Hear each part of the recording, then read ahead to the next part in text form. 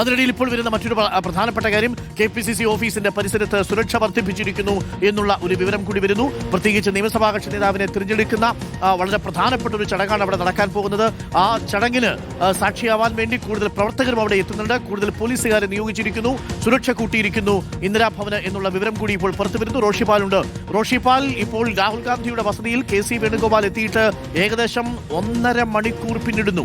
1.5 മണിക്കൂർ.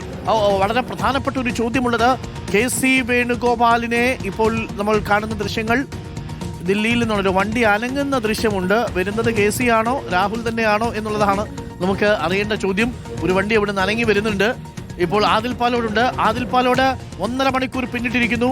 രാഹുൽ ഗാന്ധിയുടെ വസതിയിൽ നിന്നും KC വേണുഗോപാൽ ഇറങ്ങാൻ പോകുന്നു എന്നുള്ളതാണ് നമ്മൾ മനസ്സിലാക്കുന്നത്. അങ്ങനെയാണെങ്കിൽ 1.5 മണിക്കൂറാണ് സംസാരിച്ചത്. അതിൽ ഒരു പ്രേക്ഷകൻ ചോദിച്ച ഒരു ചോദ്യം, KC വേണുഗോപാലിനെ മുഖ്യമന്ത്രിയായി പ്രഖ്യാപിക്കാനാണെങ്കിൽ ഇത്രയും അധികം സംസാരത്തിന്റെ ആവശ്യമുണ്ടോ? ഇതിൽ KC വേണുഗോപാൽ എന്തെങ്കിലും പ്രതിഷേധം അറിയിച്ചതാവാനുള്ള സാധ്യതയില്ലേ എന്നുള്ളതാണ്. ഇപ്പോൾ രാഹുൽ ഗാന്ധിയുടെ വസതിക്ക് മുന്നിൽ നിന്നുള്ള ദൃശ്യങ്ങളാണ് പ്രേക്ഷകർ കാണുന്നത്.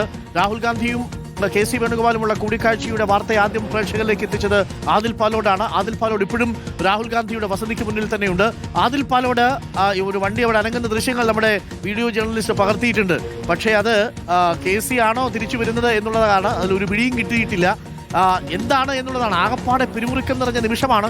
1.5 മണിക്കൂർ പിന്നിടുന്നു. KC ആണ് മുഖ്യമന്ത്രിയെങ്കിൽ അക്കാര്യം അറിയിച്ച് നിലവിൽ രമേശ് ചെന്നിത്തലയും VD സതീശനെയും വിളിക്കേണ്ട സമയമായി. പക്ഷേ ഇതുവരെയും VD സതീശനോ അതല്ലെങ്കിൽ രമേശ് ചെന്നിത്തലയ്ക്കോ അത്തരമൊരു കോൾ ഹൈക്കമാൻഡിൽ നിന്ന് വന്നിട്ടുമില്ല എന്നാണ് നമ്മൾ മനസ്സിലാക്കുന്നത്. എന്ന് വെച്ചാൽ എന്താണ് സംഭവിച്ചിട്ടുണ്ടാവുക? ഊഹങ്ങൾ മാത്രമേ ഉള്ളൂ. ഒരു വിവരവും നമുക്ക് ലഭ്യമാവുന്നില്ല. എന്തായാലും KC ഇക്കാര്യം അറിഞ്ഞിട്ടുണ്ട്. ഇപ്പോഴും KC രാഹുലിനോടൊപ്പം കൂടിക്കാഴ്ച നടത്തുന്നു എന്ന് വേണം മനസ്സിലാക്കാൻ. 1.5 മണിക്കൂർ പിന്നിടുകയാണ് ആദിൽ പാലോട്. ഉറപ്പായും അരുൺകുമാർ, 1.5 മണിക്കൂർ കഴിയുകയാണ്. KC വേണുഗോപാലിന്റെ വാഹനം തന്നെയാണ് അരുൺ നേരത്തെ നമ്മുടെ വീഡിയോ ജേർണലിസ്റ്റ് കണ്ണൻ പകർത്തിയത്. അത് കാർ പോർച്ചിനുള്ളിലേക്ക് കയറ്റിയിടുന്ന ദൃശ്യമാണ് നേരത്തെ കണ്ടത്.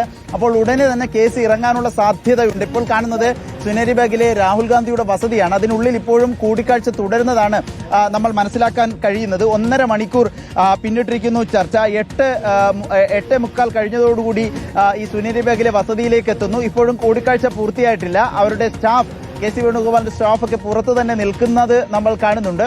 ഇപ്പോൾ കാണുന്ന ദൃശ്യങ്ങൾ, നേരത്തെ കണ്ടത് വാഹനം KC വേണുഗോപാലിന്റെ ഇന്നോവ കാർ പോർച്ചിനുള്ളിലേക്ക് കയറ്റിയിടുന്ന ദൃശ്യങ്ങളാണ് കണ്ടത്. ഏതായാലും വളരെ പ്രധാനപ്പെട്ട കാര്യം, ഇപ്പോഴും കൂടിക്കാഴ്ച അവസാനിച്ചിട്ടില്ലെങ്കിൽ എന്തായിരിക്കും ഒരു ഫോർമുലയായി അവതരിപ്പിച്ചിട്ടുണ്ടാവുക KC വേണുഗോപാലിന്റെ മുന്നിൽ എന്നത് ഒരു ഉദ്വേഗം ഉണർത്തുന്ന ഒരു വിവരമാണ്.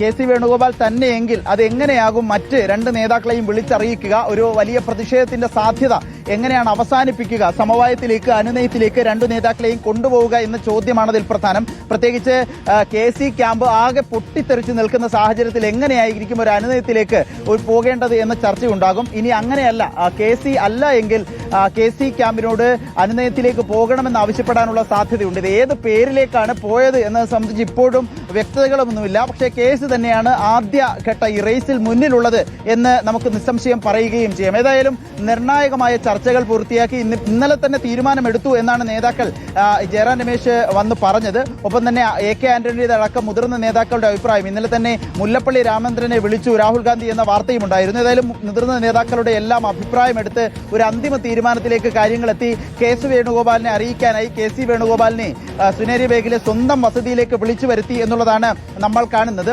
ഇതിൽ പ്രധാനപ്പെട്ട കാര്യം, സാധാരണഗതിയിൽ 3 ചർച്ചകളും നടന്നത് ഖർഗെയുടെ വസതിയിലാണ്. 10 ജൻപത്തിൽ സോണിയാഗാന്ധിയുടെ വസതിയിലാണ് കേരളത്തിൽ നിന്നുള്ള മുതിർന്ന നേതാക്കളെയും മുൻ KPCC അധ്യക്ഷന്മാരെയും ഒപ്പം തിരുവഞ്ചൂർ അടക്കമുള്ള നേതാക്കളെയും വർക്കിംഗ് പ്രസിഡന്റുമാരെയും കണ്ടത്. പക്ഷേ ഇപ്പോൾ സ്വന്തം വസതിയിലേക്ക് KC വിളിച്ചു വരുത്തിയെങ്കിൽ അതിന് പിന്നിൽ എന്താണ്, എന്ത് തീരുമാനമാകും അറിയിച്ചിട്ടുണ്ടാവുക? പ്രധാനമാണ്. മുഖ്യനാണ് താങ്കൾ എന്ന് പറയാനോ, അതല്ല മുഖ്യമന്ത്രിയായി മറ്റുള്ള ഒരാളെ, ഈ 2 പേരിൽ ഒരാളെ പ്രഖ്യാപിക്കണമെന്ന് പറയാനോ എന്നുള്ളതാണ്.